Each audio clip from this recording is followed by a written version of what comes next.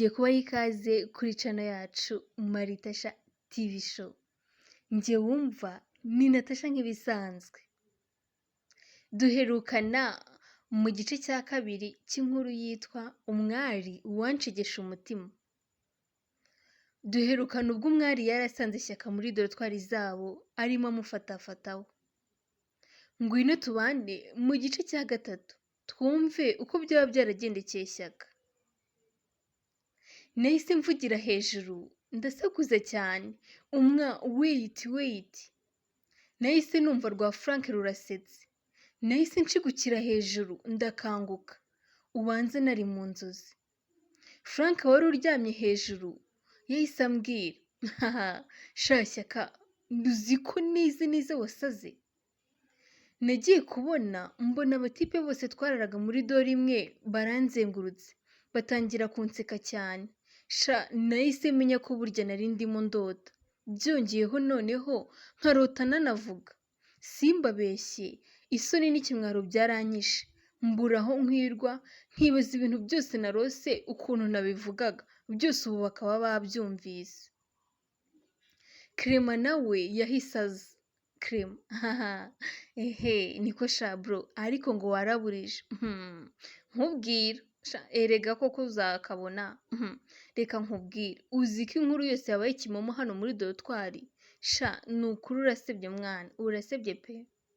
Doro yose yaransetse, batangazwa n'ukuntu umukobwa umaze umunsi umwe mu kigo ntangiye kurara murota ijoro ryose. Kuko bwari bumaze kwira, bahise basubira mu buriri kuryama. Ariko rwose njye bwarinze bucya ntongeye gusinzira. Bwarakeye nk'uko bisanzwe nditegura njya mu ishuri. Ariko rwose nagiye numva ntabishaka kubera ibitotsi. Dore ko naraye nkanuye bugacya, natinyaga ko nakongera gusinzira nkongera nkarota. Noneho nkongera gukora n'ikosa ryo kurota mvuga. Isaha zo kunywa igikoma zarageze ariko numva sinajyayo. Kuko numvaga rwose nabaye wundi. Numvaga ntagikwiye kujya kurwanira ibikoma n'abana. Nagiye kubona mbona umutoni arasohotse n'abandi bakobwa. Mbona bishimye, nahise ntekereza ko ahari yatangiye kumenyera ikigo. Nkimubona nahise nubika umutwe.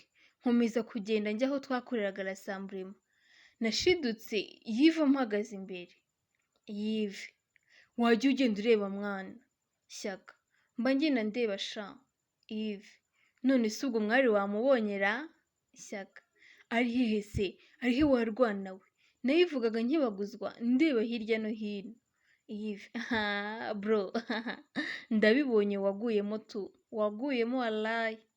Yves ntaramusubiza yakomeje agira ati, umva waruntu ihanagura ubuyi buri ku munwa. Nahise numva isoni zinyishe, nuko twaje kujya mu ishuri, ariko rwose numvaga uwo munsi tutari bwige neza. Numvaga uwo munsi utari bwire. Numvaga ntameze neza muri njyewe. Nibazaga ibyari byatewe n'inzozi zanjye. Nibazaga ibintu narayemo, rwose nanjye nkumva isoni ziranyishe. Twageze mu ishuri, mbona turabanza kwiga mate amasaha 2 ya mbere abanza. Prof yahise yinjira nk'ibisanzwe, ashyira ibibazo ku kibaho nk'uko byari bisanzwe. N'ubusanzwe numvaga mate, nahise njya imbere gukora ikibazo cya mbere. Nahise ngikora vuba ndagisoza. Nuko prof yahise aduha waka yo gukorera mu magroupe. Kubera ko twari dusanzwe dufite amagroupe twakoreragamo, nahise njya kureba shefu nshakire umwari groupe. Shefu yahise ambwira, ariko Shyaka, ubundi umwari wamushyize muri groupe yanyu, dore ko municara ku ntebe imwe. Simbabeshye, nahise numva nishimye. Ariko nanone nkumva rwose gusobanura biri buze kungora, kuko biratuma nkomeza kumutekereza ndetse no gukomeza kwibuka inzozi narayemo. Bwaje kwira tujya muri etide, nuko nka groupe dukora ya waka prof yadusigiye. Umva mwabantu, nahuzaga amaso n'umwari nkahita numva icyobo. Ariko shenge disi, uko twahuzaga amaso niko we yahitaga yisekera, nkumva biranejeje. Nanjye si ugusobanura nkivayo.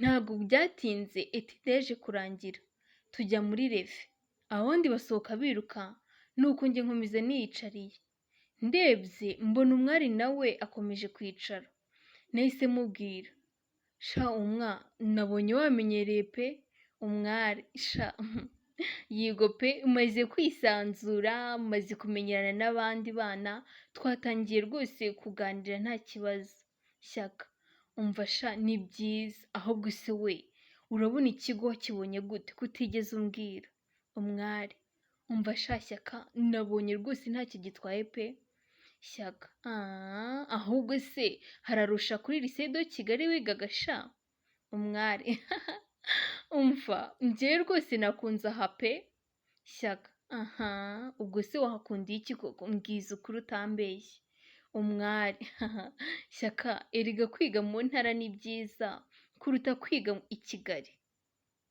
twakomeje kuganira dusohoka twerekeza kuri refi, shyaka sha utumye ahubwo nibuka kongera kukubaza ikibazo nakubajije ntukinsubize, kubera iki wahinduye ikigo ukaza hano, mbwira we mbwira rwose, nkimubaza ibyo nahise mbona ahindutse, yahise ahagarara aho twari tugeze, mbona arahindutse mu maso, nuko aranyegera atangira kundeba mu maso, umwari mu ijwi ririmo ikiniga yahise ambwira ati, sha shyaka ni ukuri sinjye nshaka kwibuka, ni ukuri simba nshaka kubyibuka, ibyo yabivugaga afite ikiniga, ari nako ari kwitsa imitima buri kanya, shyaka none se we ko mbona uhindutse, basi niba nkugoye reka tubire kutababara, nahise nigirira ubwoba bwo kubona umwana w'abandi ababaye, ariko nagiye kubona mbona umwari ahise ampobera cyane, nanjye ndamwiyegamiza ndamubwira nti tuza nshuti yanjye tuza rwose, ibyabaye ubu byahindutse amateka, niba hari uwakubabaje humura ndahari sha, tukiri muri ibyo nahise mbona igitoroshi cya animateri, nuko mpita mubwira, sha reka tugende muri refe, ndabona animateri aje atadusanga ahangaha abandi kandi bagiye muri refe, twahise tumanuka ariko abo tunyuraho bose bakatwitegereza, ari nako baseka cyane bati mwabonye Gakayi ko nawe asigaye atereta. Ni aha dusoreje igice cya gatatu cy'inkuru yacu yitwa umwari wanshegesha umutima, ntuzacikwe n'igice cya kane, uzabane natwe kugeza iyi nkuru yose irangiye.